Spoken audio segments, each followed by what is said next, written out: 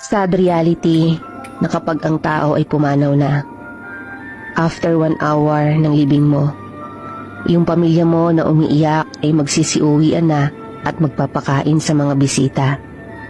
After 2 hours, may mga ibang bisita na darating or magte-text at hihingi ng pasensya dahil hindi sila nakarating sa libing mo. After 6 hours, ang mga bisita ay magsisiuwian na at ang pamilya mo ay magsisimula ng magplano sa mga gagawin sa susunod na araw. After 24 hours, yung naiwan mong cellphone ay may mga message na darating sa pag-aakala nila na buhay ka pa.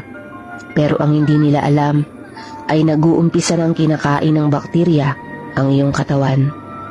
After 5 days, yung pamilya mo ay salo-salo ng kumakain habang ikaw ay nabubutas na ang katawan at lumalabas